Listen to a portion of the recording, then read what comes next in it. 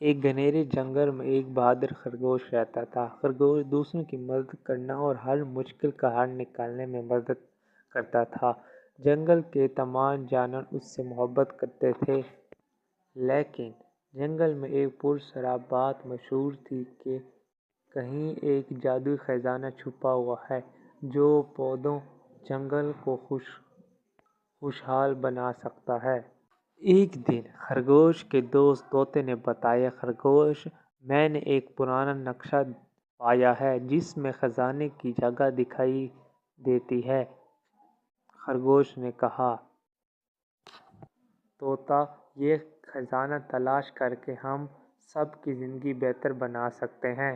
نقشے کے مطابق سب سے پہلے ایک بھاری دروازہ آتا ہے جو پتھروں سے بنا ہوا تھا۔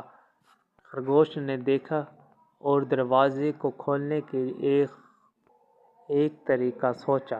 خرگوش نے اپنی دماغی صلاحیت استعمال کی اور رسی اور پتھر سے لیور بنایا جس کی مدد سے دروازہ کھل گیا۔ آگے چل کر راستے میں زہریلی جھاڑیاں آئیں جو راستہ روک رہی تھیں۔ خرگوش نے طوطے سے کہا، اوپر سے دیکھو کہ ان جھاڑیوں کے پیچھے کیا ہے۔ طوطے نے دیکھ کر بتایا کہ جھاڑیوں کے پیچھے ایک راستہ ہے۔ خرگوش نے اپنے دوست ہاتھی کی مدد لی جس سے جھاڑیاں ہٹانے میں مدد کی۔ نقشے کے مطابق خزانہ ایک غار کے اندر تھا، لیکن غار کے باہر ایک شیر تھا۔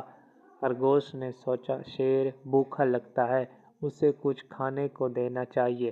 خرگوش نے جلدی سے گاجر اور کچھ پھل جمع کیے اور شیر کو دیے۔ شیر خوش ہو گیا اور خرگوش کو غار میں جانے دیا۔ غار کے اندر ایک جادوئی صندوق رکھا تھا۔ خرگوش نے صندوق کھولا اور اندر رنگ برنگے پھل اور بیج تھے۔ اچانک ایک روشنی نمودار ہوئی اور ایک جن حاضر ہوا۔ جن نے کہا، یہ خزانہ صرف نیک دل اور بہادر جانوروں کو ملتا ہے۔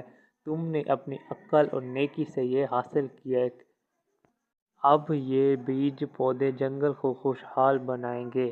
خرگوش نے وہ بیج پودے جنگل میں بوئے اور کچھ ہی دنوں میں پھلوں کے درخت اور سبزہ اگنے لگا۔ جنگل کے سب جانور خوشی سے جھوم اٹھے اور خرگوش کا شکریہ ادا کرنے لگے۔ سبق: نیکی، عقل اور بہادری کے ساتھ ہر مشکل کا حل ممکن ہے۔